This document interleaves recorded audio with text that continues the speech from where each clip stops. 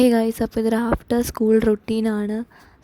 സ്കൂളൊക്കെ വിട്ട് വീട്ടിൽ വന്നപ്പോഴേക്കും കുറച്ചും ലേറ്റ് ആയിട്ടുണ്ടായിരുന്നു. കാരണം എനിക്ക് ബസ് കിട്ടാനായിട്ട് കുറച്ചധികം വൈകിട്ടുണ്ടായിരുന്നു. എൻ്റെ ക്ലാസ് ഒരു 2:40 തീരുന്നതാണ്. പക്ഷേ വീട്ടിലെത്തിയപ്പോഴേക്കും ഒരു 3:30 കഴിഞ്ഞിട്ടുണ്ടായിരുന്നു. അപ്പോൾ ഏതായാലും അതൊക്കെ കഴിഞ്ഞ് ഡ്രസ്സൊക്കെ മാറി വന്നതിന് ശേഷം പഠിക്കാനായിട്ടിരുന്നിട്ടുണ്ടായിരുന്നു.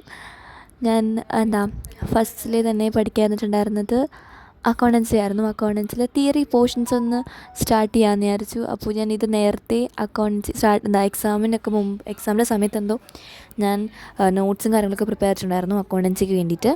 അപ്പോൾ അതെടുത്തിട്ട് നോക്കുമായിരുന്നു. അപ്പോൾ നോക്കാത്ത കുറേ കിടക്കുന്നു. അപ്പോൾ എനിക്ക് ലാസ്റ്റ് മനസ്സിലായില്ല ഞാൻ എവിടെയാണ് എഴുതിയെന്ന്. പിന്നെ ആദ്യമേ ഞാൻ അക്കൗണ്ടൻസിൻ്റെ നോട്ടിന് വേണ്ടി മാത്രമായിരുന്നു ഈ ബുക്ക് എടുത്തിട്ടുണ്ടായിരുന്നത്. പിന്നെ ഞാൻ റഫായിട്ട് കുറേ എഴുതിയിട്ടുണ്ടായിരുന്നു. അപ്പോൾ എനിക്ക് കൺഫ്യൂഷൻ ആയിപ്പോൾ ഇത് എവിടെയാണ് സംഭവം എന്ന്.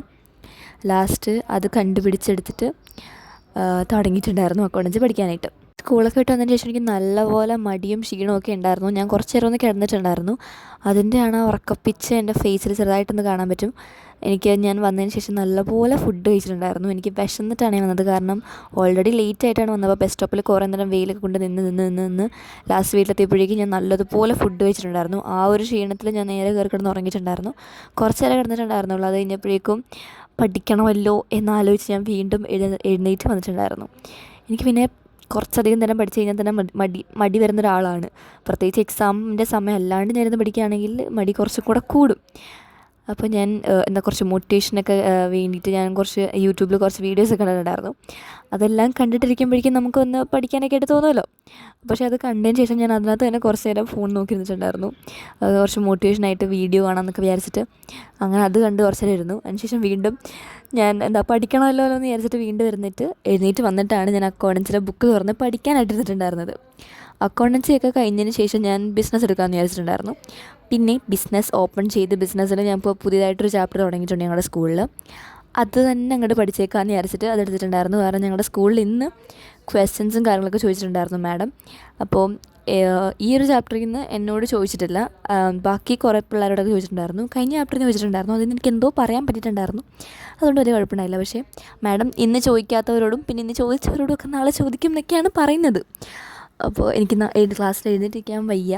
അതുകൊണ്ട് തന്നെ ഇരുന്ന് പഠിച്ചേക്കാമെന്ന് വിചാരിച്ചിട്ട് ഞാൻ സ്റ്റാർട്ടിങ്ങിൽ കുറച്ച് പോർഷൻസൊക്കെ ഒന്ന് പഠിച്ചിട്ടുണ്ടായിരുന്നു. പിന്നെ ഇത് സ്കൂളിൽ പഠിപ്പിച്ച സമയത്തൊക്കെ എനിക്ക് അത്യാവശ്യം മനസ്സിലായിട്ടുണ്ടായിരുന്നു. കാരണം അത്യാവശ്യം എളുപ്പമായിട്ടുള്ളൊരു ചാപ്റ്ററാണ്.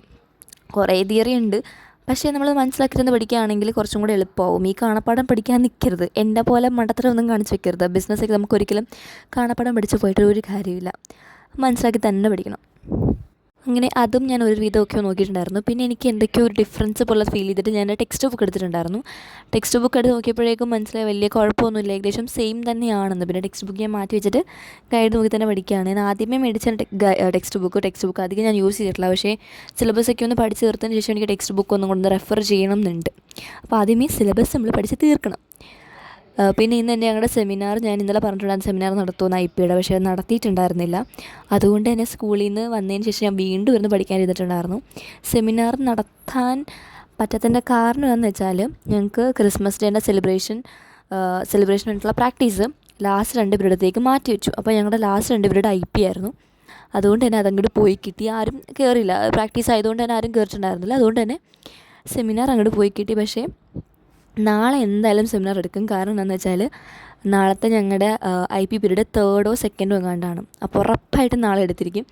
അതുകൊണ്ട് തന്നെ സെമിനാറിന് വേണ്ടിയിട്ടും കൂടെ ഞാൻ കുറച്ച് കഴിഞ്ഞതിന് ശേഷം പഠിച്ചിട്ടുണ്ടായിരുന്നു.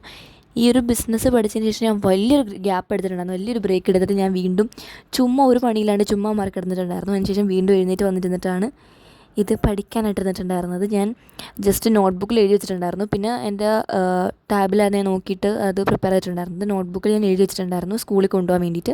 പക്ഷേ കറക്റ്റായിട്ട് എടുത്തിട്ടുണ്ടായിരുന്നില്ല. എന്തോ ഒരു ഭാഗ്യം കൊണ്ട് തന്നെ സെമിനാറിൽ എടുക്കാത്തത് കൊണ്ട് തന്നെ ഞാൻ രക്ഷപ്പെട്ടു. അല്ലെങ്കിൽ ഞാൻ പെട്ടുപോയേനെ. ഈ ബുക്ക് കൊണ്ടുപോകാണ്ട് പോയിരുന്നെങ്കിൽ ഞാൻ സത്യം പറയുകയാണെങ്കിൽ പെട്ടുപോയേനെ. അപ്പോൾ ഇതിൽ മാത്രമുള്ള എൻ്റെ video. Thanks for watching. Bye bye.